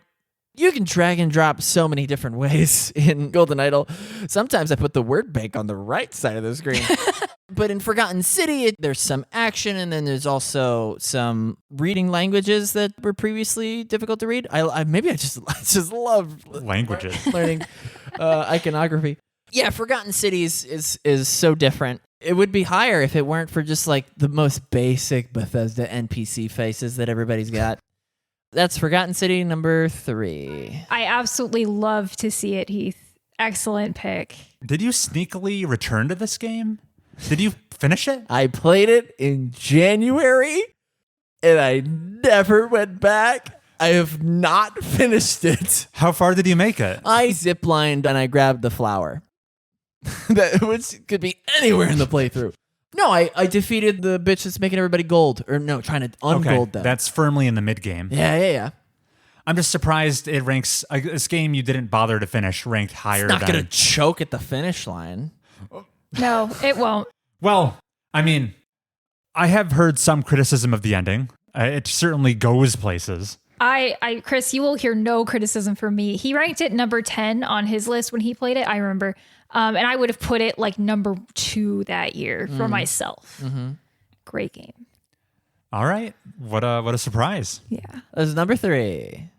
Speaking of surprises, and then he names a Zero Escape game. And we're like, oh, I'd make a thumbnail face. My number 3 game is, Samantha's already mentioned it. It's Zero Escape, Virtue's Last Reward, the middle game in the trilogy. Man, what a treat this was. I had my socks blown off. I played multiple times. Yeah. I played 999 years ago. Thought it was a pleasant time, kind of wrote off the rest of the series, thought it was not a high priority to get to. Samantha showed me the error of my ways. We played it together this year, and it was a defining game of the whole year. It started to sink in, like, how much it meant to me when I would see Zero Escape videos and pop up in the YouTube recommended algorithm, and they'd start hitting me with some strings from the song in the game Bluebird's Lament, and I just start getting all choked up. Man, I missed the gang, Sigma, Phi, the rest of them. Dio. Dio, oh man. I still feel like I miss the characters like they were my friends and now they're gone. Right. Why am I not hanging out with Sigma every day anymore? Where is he? And when you explore all the branches of this game, you see many facets of these characters. You see them at their worst, you see them at their best. They get thoroughly explored. The twists are highlights, of course, can't get into those, but the foreshadowing was there. It was expertly done, and yet it still blindsided me like a truck barreling down the street. And just the tender character moments you would get at the end of certain branches dedicated to them. And you'd start to hear Bluebird's Lament start to play, and you metaphorically stand up in your seat and start cheering because you know you're about to get a huge lore dump about their backstories you've been itching for hours, and it's finally here. Man, Zero Time Dilemma, what a game. This game made our summer. It made July a fun month. Yeah, we're not summer people, but oh my God, this game is so good. Chris, I'm so happy it was so high for you. Yeah, number 3. What a great placement. This whole top 10 exercise is just going to be me and you patting each other on the back. Okay, my number 3 is so, it makes so much sense because it's Mass Effect 3. Oh. Whoa. I did it. Weird. Okay. Yeah. Why weird? It's slightly worse than Mass Effect 2, not to say anything. Now that's a game that could benefit from the adaptive triggers when Marauder Shields shows up. Because he's the hardest fight. Yeah. Before you say more about Mass Effect 3, in my head, when I was predicting the Samantha list, I was like, oh, Mass Effect 2 can pull attendance for both of them. But now that I see how many slots you have remaining on your list and how many games you have not said, I am starting to sweat. Yeah, Chris, I told you we are maybe not together after today on your choice. Mass Effect 3, dare I talk about the Citadel DLC? The highlight of the game, getting the gang back together for one last party. Mass Effect 3 is just a nostalgic trip for this 120-hour game you've been playing in 3 installments. And I love every inch of it. The combat is just as combat as it was in Mass Effect 2, and I liked it because I like doing the little charge thing. You're playing Vanguard. I was playing Vanguard because Chris told me that was the correct thing to do, and it was so much fun. I chose to romance... Oh, no. Not Arya Toloka. Was she blue or no? She was blue. Sorry. It could have been. No, you can't. I would have romanced Arya, except she's unromanceable. You're talking about Liara? I'm talking about Liara, my wife. God, I forgot her name. I romanced her in all 3 games, and I feel like it definitely paid off having that long-term relationship in the 3rd game. A foreign concept. I think the only weak point in Mass Effect 3 was the ending, which everyone says is bad, and I agree. Yeah, the Star Child is freaky, and the ending is weird. But, that aside, the game is great. I think one of my favorite emotional parts of the game as you see the Reapers corrupt the different species, you'll start fighting like corrupted. I played this game. Krogan, and etc. Rachni, and Turians, and it'll make you sad because you're like, I know these people. Like maybe I don't know them personally, but like I know I've met these species. I've interacted with them for 2 games now, and I'm sad to be slaughtering them for this war. Yeah, it's a fun way the lore of the game interacts with, the usual mechanical part of a video game where as you play longer and longer, the developer's like, well, I guess we should probably introduce some new enemy types. Yeah, it's like this time the enemy types, their special power is making you sad. And I'm like, It totally worked. So yeah, great game. Loved it. Mass Effect Trilogy is fantastic. I would recommend it to literally anyone who can shoot a gun in a video game. That's all I have to say about Mass Effect 3. Hype. Mass Effect 3 was my number 2 game last year. My number 2 game this year is A Hand with Many Fingers. Oh. Thomas Knight getting his flowers. That's his name, right? I think he was the listener who wrote in to recommend it. You almost did a spit take when he said Man with Many Fingers, Samantha. Everyone's favorite one and done mystery document fetching game. The reason this one, of all the mystery games that I've mentioned in the past 2 entries, the reason this one is so high is the same reason that Inscription is so high on Sam's list. It's the atmosphere. Going down into the basement to get more evidence and hearing footsteps in the room above you where you're supposed to be the only one there and the doors are locked, and then you go up and no one's there, and then seeing in the window a figure in an opposite building and the light flickers out the instant you look in that direction. Excellent. It's just like a tight little package of a mystery investigation game with everything I wanted, and it was the perfect length.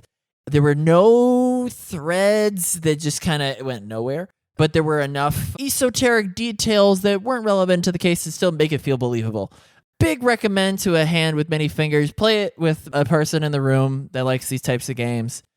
Number 2. Can you beat that game in a single sitting? Sure. Okay. Chris, I know what game we should play in January. Probably. There we go. All right. My number 2 favorite game that I played this year. It was Metaphor ReFantazio. I've been talking it up every episode for the past couple months. It took the dive at the ending so Persona could take number 1. Yeah, you'll notice as I approach the end of my list, it is just Atlas versus Atlas games at this point, competing with themselves. But no, Metaphor, what I can definitely say about it is it's a mechanical refinement of many of Atlas's past RPGs. In a great way. So many smart quality of life improvements, and I think mechanical innovations to how character progression works with the archetype system. It was impossible for me to put it down. I also like the fact that we have stepped away from the school setting of Persona. We can add some age diversity to them. We've got an old man. It's no longer a bunch of kids who are all 1 or 2 years apart. No, we've got the whole range of life circumstances and differing levels of maturity, and it just adds for like a much more well-rounded party. There's not a weak link in the cast. I like all of them, from the very first 2 you meet to the characters you meet at the very end. I'm endeared to the entire cast of Metaphor. I think its mechanics and its character interactions really hammer home the game for me and make me love it. It's just some of the wishy-washiness and some of its themes that made it slip and fall at the finish line to crossing into my favorite game of this year. I talked at length about my criticisms last episode, but I did see actually a line from the director of the game in an interview, Katsura Hashino, that actually gave me a lot of clarity with where my problems with the game stemmed from. Here's the line in question. Hashino said the core themes surrounding Metaphor ReFantazio are ideals versus reality. However, since ideals are a very personal thing, Hashino said that the game does not have simple answers to which values are right and wrong. Instead, they want players to interact with the various tribes and characters during their journey and bring back with them their own feelings and thoughts, which I think is a favorable way of saying that the game didn't really have a message about what was right or wrong. The game took a very centrist stance on all sorts of political issues. If I want to be generous, I could say, okay, the game took a balanced approach. If I want to say how I actually feel about it, I think Metaphor was incredibly cowardly and failed to say much of anything of substance at all. Propaganda can be good sometimes. All the praise I'm seeing for Metaphor's themes and, ooh, it touches these hot rod issues in politics. I think the game is really just a Rorschach test for it touches on a lot of these things. And the players who like it, I think, came to their own favorable conclusions about what they thought the game was saying. But when I examine the text of the game very closely, I have a hard time seeing any sort of consistent message or theme. And that was my issue. It was wishy-washy until the end. I wish it committed to something and said something, damn it. That's my problem with Metaphor. That's why it slipped from number 1 to number 2. You forget how many centrists there are out there in the wild. Rip. They loved this game. Well, I'm happy to see it so high, more for my accuracy than anything. My number 2 was Prey. Oh. So this game, I almost couldn't start because too scared. But once I pushed through and I became acclimated to the level of stress that this game was, I think the design of this game is almost perfect. The upgrade trees are my favorite that I've ever done in any game ever. I loved being able to personalize what I could do based on me as the person playing the game, what I was bad at, and kind of compensate. Solving the different hurdles in the way in my own unique way as an immersive sim would is so fun.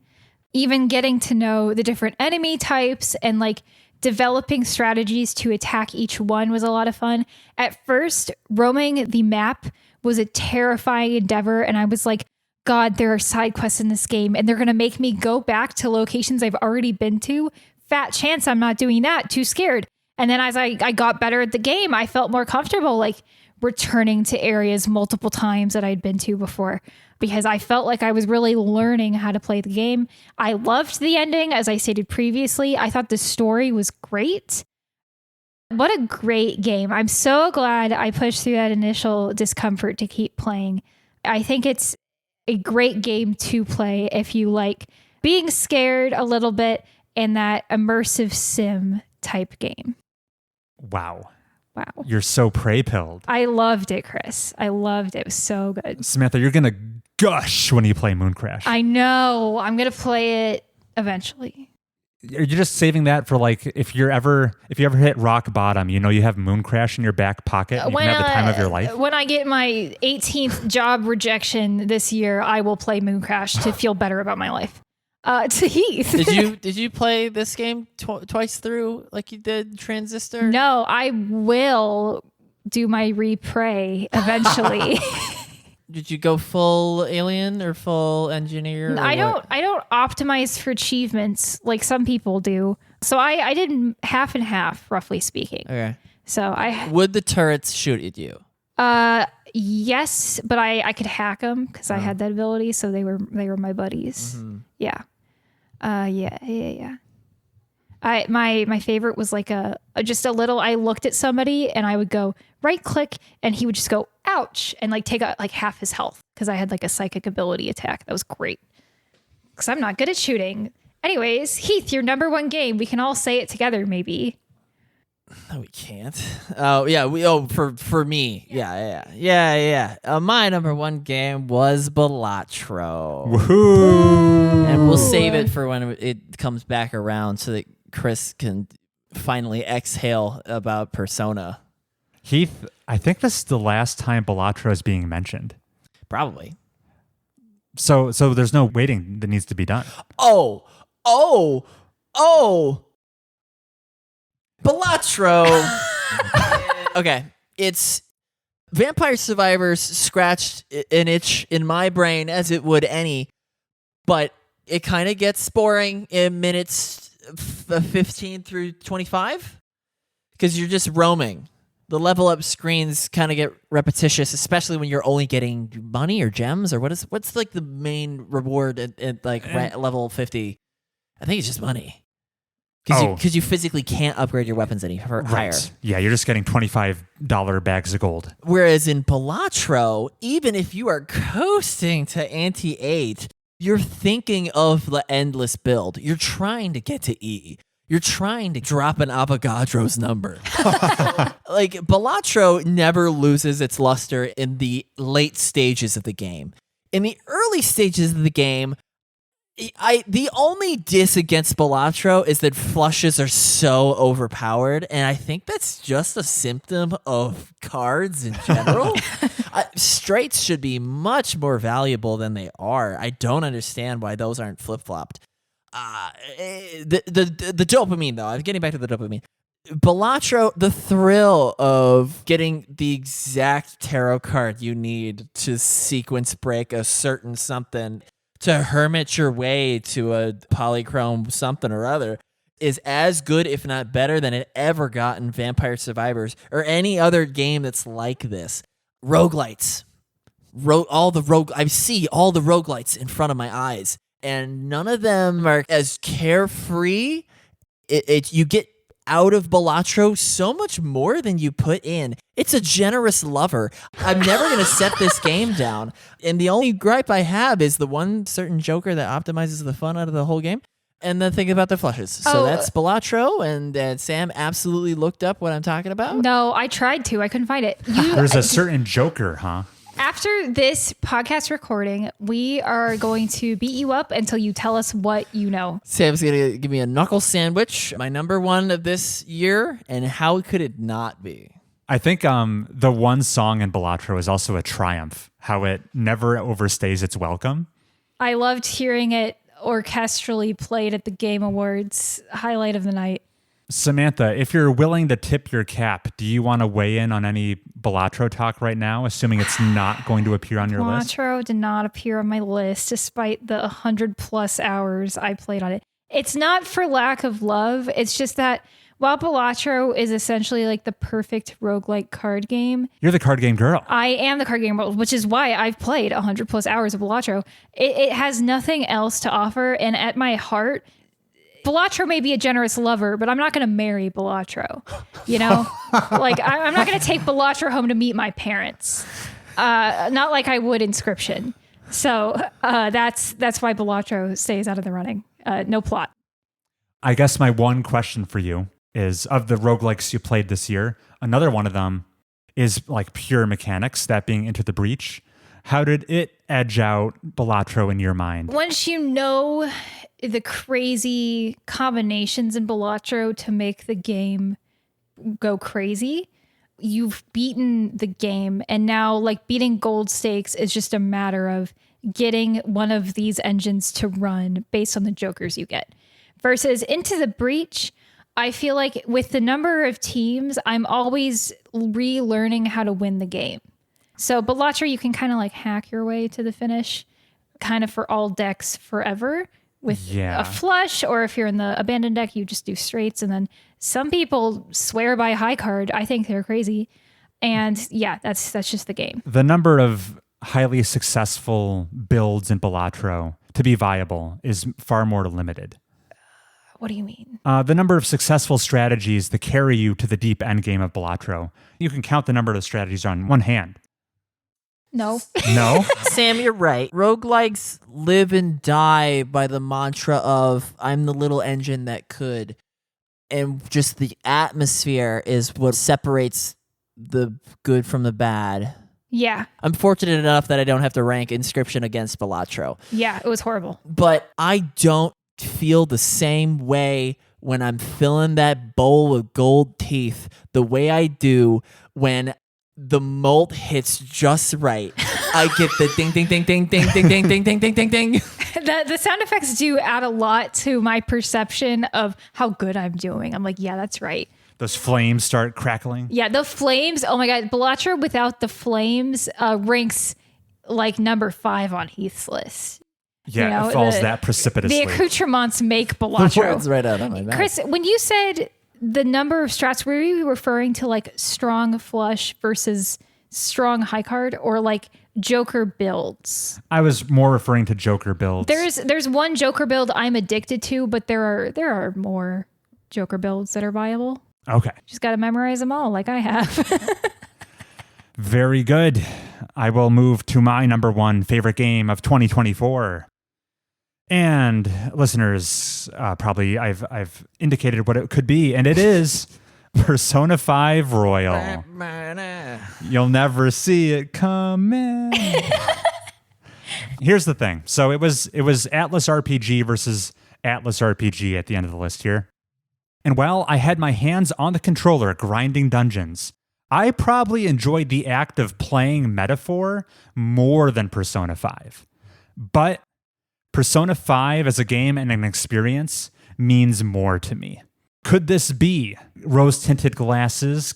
I played Persona 5 originally, the vanilla version, at a more tender age of 20, and I got the best of both worlds experience this year, where I got to revisit a beloved old friend, and by replaying basically the entirety of base Persona 5 in the Royal version, getting all those nostalgic hits, meeting all the characters I had already fallen in love with and meeting them all over again.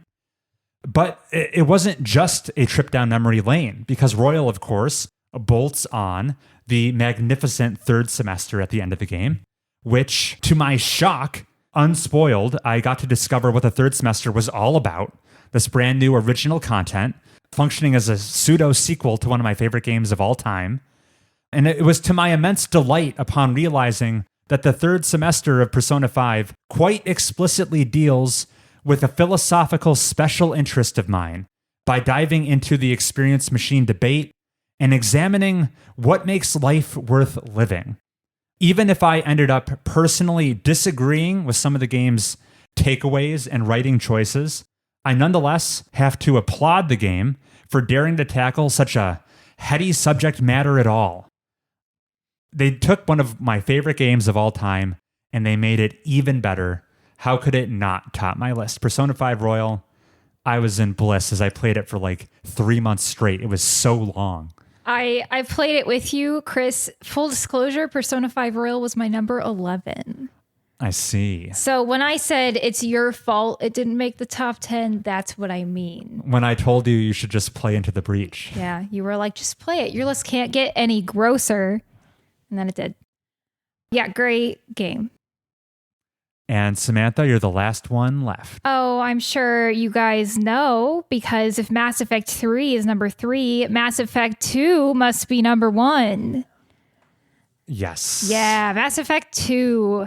You guys have both talked a lot about this game on this podcast. What a game it is. The overarching plot is pretty good. That's not the star of the show here. It's the character missions you get to do, getting to know your team, and then, of course, the famous mission at the end, which really just puts you through your paces. Does a lot of things most games aren't willing to do. I've already said that I've liked the combat in the Mass Effect games. I had a lot of fun being Vanguard and using the charge mechanics.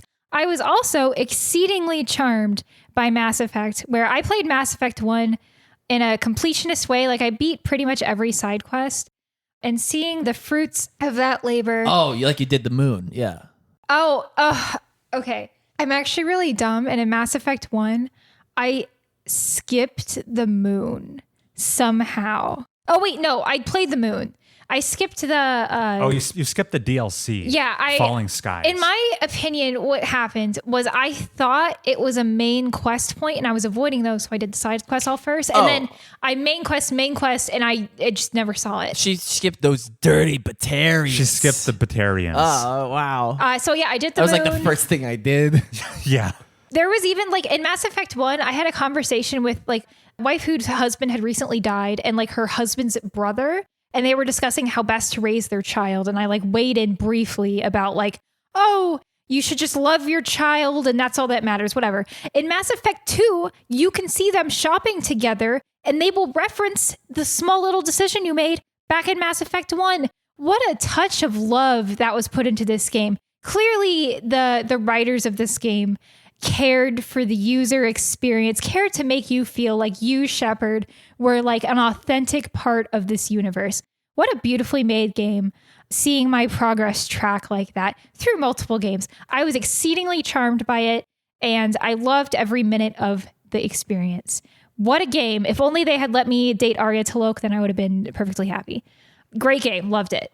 Number one game. They paid attention to the small details. And that's what won its number one spot in my heart. The funny, interesting thing to me is that the delta in quality in your mind between Mass Effect 2 and Mass Effect 3 was just wide enough for Prey to like sneak in there. Yeah, it's true. Mass Effect 3 ending is so ending. So weird. So weird. Yeah, that's just enough for Prey to get in. Commander Shepard, you were dead. I got better. It's the best line in the whole franchise. It's pretty good. Samantha, you mentioned you had honorable mentions. The 3 games you were loath to not include. You mentioned some of them. So yeah, obviously Persona 5 Royal I played this year. I loved it. Excluded it mainly because I didn't like the grinding. That really got to me. Those palaces are like 3 to 5 hours long, and it's like the combat is so mid. And I was like, every time I do it, I feel like I was doing homework. So that's why it got booted down, because it had a negative part. I played Return of the Obra Dinn this year. That game is absolutely cracked. I loved it. It also didn't make it. Absolutely cracked. I didn't have room How for good it. is Paper Mario? It's nostalgia. It's warming my heart. And then, of course, fishy. I played Balatro. I also played Case of the Golden Idol this year, and that didn't make my list either, unfortunately. Yeah. Inscription is doing a lot of heavy lifting. You could have made a competitive top 10 list based on exclusively the games you excluded. Yes. Yeah, there were 10 more games I could have talked about. Yeah. What a year. What a year. I will share my predictions and where I went right and where I went wrong with you, Samantha. I predicted 2 games that would be in your top 10 that did not make it. At number 10, I thought Zero Time Dilemma would appear, the last Zero Escape game. It was in my top 15. All right. Let's see. And then at number 8, I had slotted Persona 5 Royal, which just missed the list. As I already mentioned, Paper Mario and Thousand Year Door, I thought was your number 2 favorite game. So It's not that good. I overestimated it. I thought your Paper Mario affinity growing up would catapult it. If it were Super Paper Mario for the Wii, yeah, it does hit number 2 because that plot is so good. But Thousand Year Door's plot was like, okay. Transistor, I underrated. I had it as your number 7. Prey, I underrated. I had it as your number 5. Where'd you put Endless Ocean? I decided to exclude Endless Ocean at the last minute. I had it as your number 10 for a while. But then I was like, surely if she really liked it, she would have played it more than like the 6 hours she played it. What are the non-gentlemen called? I forgot. Oh, Cutie Pies. Yeah, there weren't enough cutie pies in that one. Not enough Cutie Pies. I agree. The AI-generated oceans are not as good as the original game's authored experience, in my opinion. Oh, Yakuza Absent. You know Yakuza's cracked the top 10. That was my biggest L. Everything else, I was perfect, I think. Not picture perfect, but I was pretty good. Citizen Sleeper also did not make your list. Did not make the list. I'm a little surprised Dave the Diver surpassed Citizen Sleeper. I feel like it was more up your alley, but I guess the cute kitty in Dave the Diver's little bar got to you. I think Dave the Diver had some bias and it held my attention for far longer. Okay. Not that Citizen Sleeper should have been longer. It was the perfect length it needed to be. Yakuza, don't get me wrong, I love it, but some of the Yakuza affinity in my mind is like a slow build. Yakuza 0 is an all-timer, but the rest of them has just been like a slow build where no individual entry knocks my socks off, but the through line of all of them is what's carrying me through this series. Got to make it happen next year. Folks, if you were upset by Samantha's exclusion of Balatro, you need only write in to mobiustubespodcast@gmail.com. That's right. If you think she's fake for not ranking her number one most played game of the year, that email is mobiustubespodcast@gmail.com. We look forward to talking to you again in 2025. Happy New Year, everybody. It's been a treat. Happy birthday to Chris. See you later.